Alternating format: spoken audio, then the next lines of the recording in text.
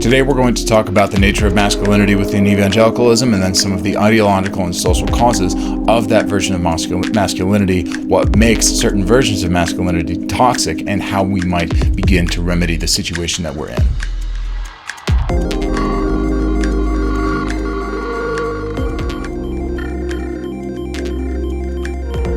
People often associate toxic masculinity with machismo and angry males in positions of authority. One thinks, for example, of Mark Driscoll or any number of authoritarian pastors who ascended to positions of authority. But this is simply a false conception of both masculinity and what epidemically toxic version of it has infected the church today. So when we accurately put our finger on the real toxic masculinity within the church, then we will be able to not only understand why most men leave the church, but why these rare occurrences of pastors such as Driscoll are able to ascend so easily. And the most common complaint I hear from young women in the church who aren't feminist lunatics is that young men aren't actually men. And what they mean is that most men in the church who do very well in church culture are passive and submissive and compliant and well-behaved and insecure and beta males who speak in vocal fry about loving Jesus, which is to say, most Christian men who do well in evangelical churches are basically women. And consequently, women are often blamed for men failing to grow into men, for, women don't challenge men and somehow it's their fault, right? This is, of course, only imaginable in the mind of an effeminate man who defers responsibility. The real culprits for evangelical culture are the pastors who are promoted to positions of authority because they embody effeminacy best. And that is because churches are primarily constituted by women. Most of the pastors who do well in evangelical churches are those who are women in every way, except they're males.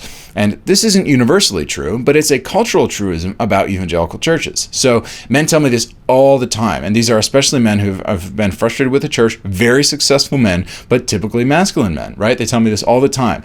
Church pastors are sissies, I can't respect them, church is just a female-oriented culture. And they're, of course, absolutely right. And what they mean, of course, is that in order to fit into evangelical culture, you must act like a woman. And they are, of course, 100% accurate. And this is the case for several reasons. The first reason this is the case is that male traits are demonized. So in order to excel in evangelical culture, you must be high in trait agreeableness, which is a female quality, a well-established psychological fact. A meta-analysis in the journal Psychological Bulletin surveyed all the major studies between 1940 and 1992 and found that women consistently scored higher in trait agreeableness and tender-mindedness, while men scored higher in trait assertiveness, openness to new ideas, and self-esteem.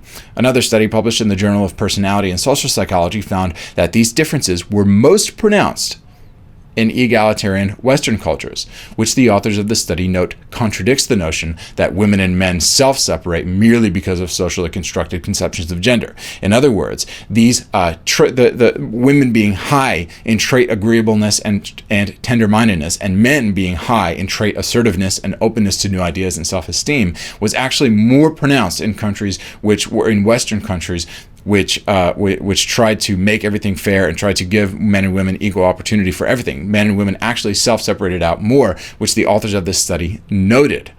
Actually contradicts this notion that, women may be deferential because they've been socially conditioned to be deferential. No. The more egalitarian the society, the more agreeable and tender-minded the women were, the more assertive and open to new ideas and self-confident men were. So, scientifically speaking, there is something inherently masculine about assertiveness and openness and confidence. It propelled the American dream into the West, into the frontier, into industry, and evangelical culture has essentially cut the balls off of men by telling them that these qualities are sinful, that they ought to be docile and timid and speak in an airy voice about Jesus in order to succeed in the church. If you want to be a professional in the church, you have to do these things. You just do. Otherwise, you're not going to get far. You're going to be, cast as aggressive or mean or immature just because you're a man and because you act like a man. Evangelical culture has conceived of virtue in terms of a neutered civility, which we popularly call being nice. And niceness, or in psychological terms, trait nurturance, which is a feminine quality, is expected from men. Right? They are told to calm down, shut up, stay in line, and you're taught to say yes. That's how you survive. You say yes to the leader. And one of two things happened because of this. First, a beta male gets into leadership and perpetuates this effeminate culture in the church by arguing theologically that men ought to be docile. So, as you often hear from the evangelical pulpit, men bear all the responsibility and yet are not permitted to act like the sort of men who can succeed in bearing responsibility.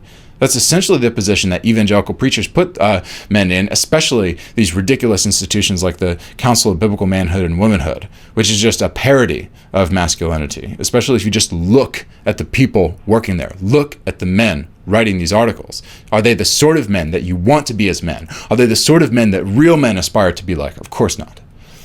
And the second possibility is that an alpha male actually comes into the church and dominates that church culture by bulldozing the men in his path. And both versions are toxic, okay? Any typically male traits like trait aggression or openness or confidence are instinctively classified as sinful. And of course, evangelicals have a proof text for every situation. Do you have aggressive energy? Well, it couldn't be that you're a man in search of a mission. It couldn't be that the church could guide that energy into an industrious and productive purpose. No. You must be overcome with rage. And James says that man's anger does not bring about the righteous life that God desires. Right? You couldn't be a godly man and be very aggressive and very angry. No. It couldn't happen. Do you have high openness so that you enjoy questioning the basic tenets of Christianity? Do you enjoy asking difficult theological questions so that your elders become frustrated with you? Do you like asking why until you get to the bedrock of an issue? Do you like taking ideas apart and arguing about those ideas? Could it be that you're intellectually motivated, like many men are? Could it be that you're in the company of the greatest theologians in history? Could it be that you will actually make yourself a great gift to those who wrestle with doubt by turning your doubt into a journey for certainty? No. You're a troublemaker. You're a difficulty. You're a problem. You're a heretic. You've got a personality issue. Either you've got a personality issue or you don't have enough faith. Ye of little faith. You're probably not elder material, I would guess. No. You're just a man. What about if you have the trait of self-assurance, right? The third trait that this study found is high in, especially in Western egalitarian cultures, right? What if you're high in the trait of self-assurance or self-confidence? This is the worst one, right? Could it be that you're the sort of industrious male who takes calculated risks? Could it be that you're the kind of man who would have gone into the Western frontier in the 19th century? Could you be a man who is assertive like most men in the world are? Could that quality be used to defend the helpless? Could that confidence become the backbone of a community? No. You're probably just an arrogant, prideful jerk who needs to repent and buy some pleated khakis and get a polo because Proverbs 12:15 says, "The way of a fool is right in his own wise, but a wise man listens to his advice," which of course means you need to listen to the advice of your effeminate pastor, right? So you can't have self-assurance. You can't have confidence. You can't have openness to new ideas. You cannot have aggressive energy, all of which are the distinctive psychological traits of men in the West. Masculinity itself has become culturally demonized by the evangelical church. And those in hierarchy, those who are at the top of this hierarchy, are left desperately clinging to their positions of authority like a dog clinging to his last bone. Can aggressiveness and assertiveness and openness pave the way for a brash, harmful, sinful behavior? Yeah, of course. These are going to be sins that men struggle with, okay? Women struggle with passive-oriented sins like gossip and control issues, right? The price of entry into evangelical leadership is that you must emasculate your personality. There's another reason for this, which is that men won't wait for evangelicalism to change, right? People say, hey, well, why don't you just stay in evangelical culture and you change it? Men don't have time for that. Men are too industrious for that. Men are too motivated to stay and wait for a bunch of effeminate people to age out of leadership, right?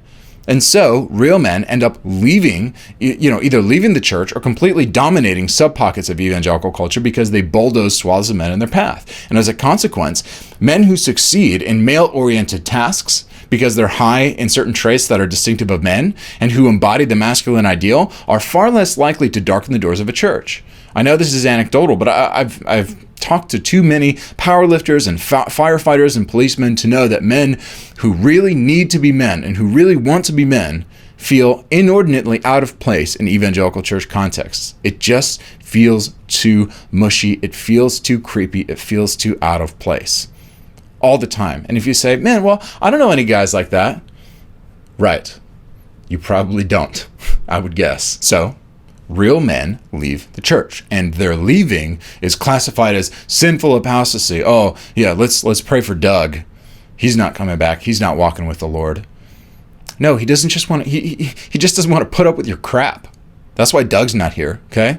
In reality, it is a giving up on a culture that many men try to fit into for years, and then they just give up because it's too much work, because it's too strained. It's too much trying to shoehorn in men into evangelical culture. They just don't fit.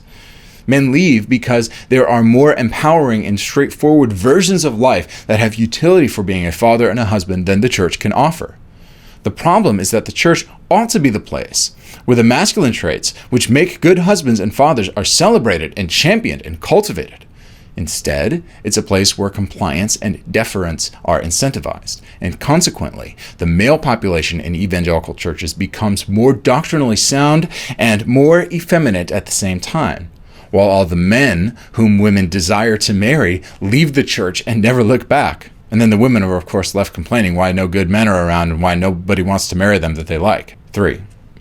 Evangelicals don't know how to engage in locker room talk. Now, real men know how to be publicly courteous and professional and how to be privately crass. Okay, so when the Donald Trump tape leaked, everybody demonized locker room talk. I understand why women reject it.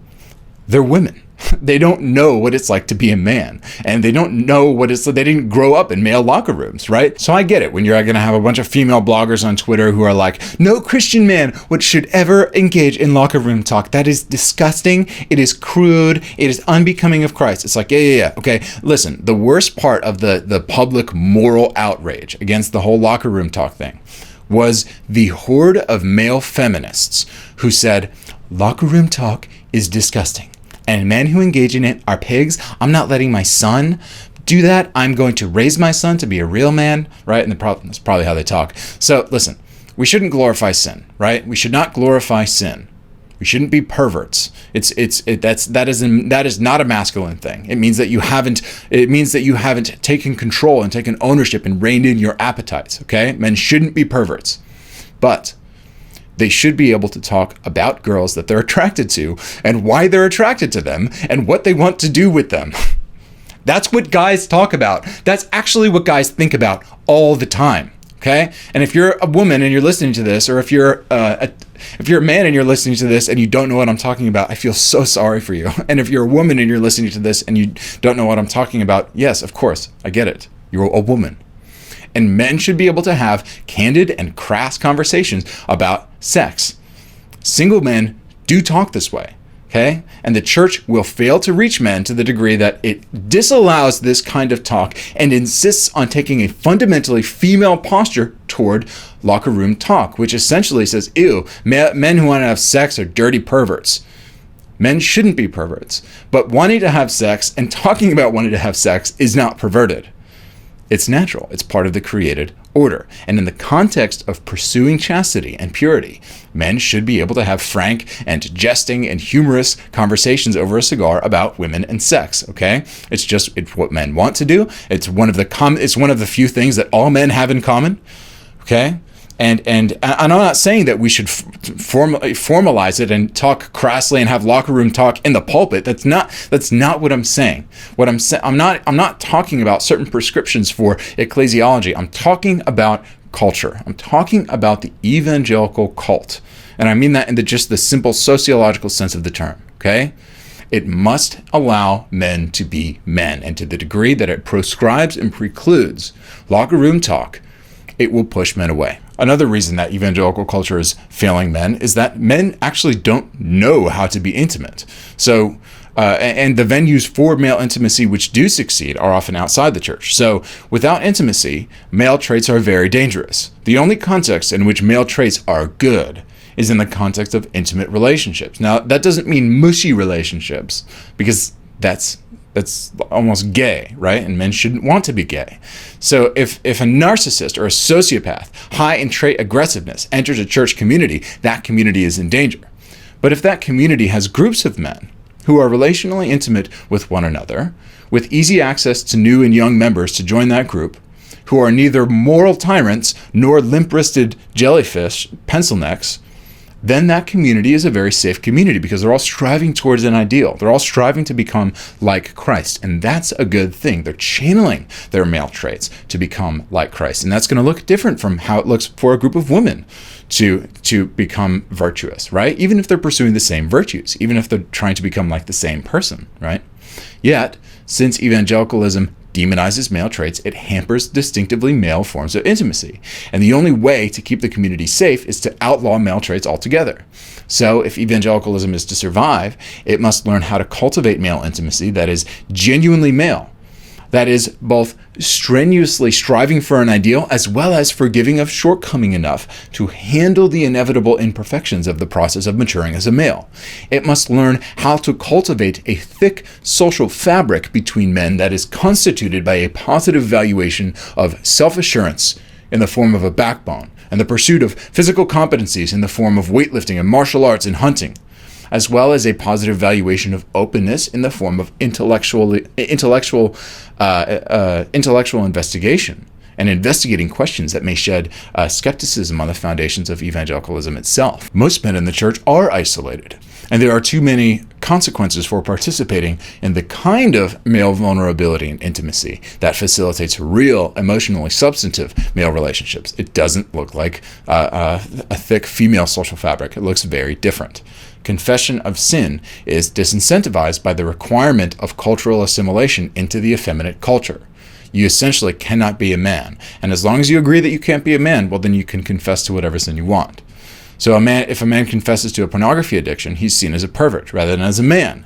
And in reality, all men lust after women, and he shouldn't be addicted to pornography. But through the female lens, it's very easy to conflate the goodness of male desire for sex, which many women can't understand, and the addiction which comes out of an overuse or an overindulgence of that desire, and the context in which men have victory over this and pursue chastity and pursue sexual purity is among men who are able to understand and speak frankly about the goodness of the desire and don't try to stop the pornography addiction by demonizing the sexual desire to begin with, which is a typically female approach to the struggle. A fifth reason that evangelicalism has failed men is that evangelicalism's best masculinity is still effeminate. And this brings us to this final point about the attempt by evangelicals to praise what is distinctively masculine. And the closest they've come to this, I've already mentioned this institution before, is something like the Council of Biblical Manhood and Womanhood. And most of the men writing theologically about masculinity don't actually embody the qualities of masculinity which reward success and competence and are celebrated broadly and culturally among men. They argue about theoretical masculinity and talk about complementarianism, but don't actually participate in the lifestyle which would facilitate the belonging of men who succeed at being men in the real world. So what you end up getting from evangelicals about masculinity are these effeminate men yelling at other effeminate men that they need to be men. That's what the Council of Biblical Manhood and Womanhood is. That is evangelical discourse about masculinity. Effeminate men yelling at other effeminate men, to be better men, to be more masculine, right? And meanwhile, evangelical culture is still constituted by male groups and individuals who are neutered and who blush far too easily and who do not praise the excellence in strength and assertiveness and openness. Meanwhile, female authors and bloggers and, female Twitter people, more and more often demonize what makes men men. There are not men to stand up and say, you don't understand. Sit down. Okay, I'm not writing a blog about your menstrual cycle. I'm not writing a blog about how to be a nurturing mother. So maybe you shouldn't have a 1,000-word Twitter thread about toxic masculinity. Maybe you should shut up. Maybe you really don't know what you're talking about because you're not a man. You don't know what it's like to be a man. And there is no humility among female bloggers about the issue of masculinity. There's not. Probably because the dialogue about masculinity coming from men is also so weak. And in evangelicalism, the best writers on masculinity still end up being women somehow, and what they write about masculinity is still terrible left-leaning nonsense. So where does that leave us? What is the solution? Well, it's simple. It must start locally. Okay, it must start with a group of Christian men in a local church who value these ideals and find ways of encouraging them of pursuing masculine competencies that are in accordance with the typical masculine qualities alongside their spirituality. So if you can create something like this, then exactly what it looks like for the church to become a spiritual home for real men will begin to take shape. But as it exists right now, it's actually really not clear what it ought to look like. And the constraints of evangelical culture, combined with the moral outrage that accompanies politically correct culture, which evangelicals have basically adopted now, it doubly incentivizes men in church to neuter themselves in order to belong. And this is an evil, and it's a harm to men. It's especially harmful to young adolescent and preteen boys who are trying to figure out what it's like to be a man, and the church should be the first place that they learn what it is to be a real man. And they're being fed this leftist nonsense where they're being taught to hate themselves for things that make them men, and they're being taught to repent of things that make them men, and that is evil. And they will either emasculate themselves culturally and personally, or they will leave the church and they will find a better place. And the church needs to do better. Because what it's doing now is an evil which makes the church both internally weak, because it's losing the men which fortify the moral constitution of the church. And it's also externally vulnerable to threats from without, because it doesn't have men within who can protect it, because it doesn't celebrate the traits of men who would be protectors of the church. And we need to reclaim it. In order to get those men back, we must do it. And it must begin with an ideological celebration of typically male traits and values. If we don't do this, we won't get the man back. We need to celebrate traditionally masculine, typically masculine values. And one of the ways that we have to do this is by eschewing this leftism that has infected and somehow become the dominant way of looking at God and men and the world. We have to get rid of it, and we have to reclaim a traditional vision for masculinity, or the church is culturally doomed.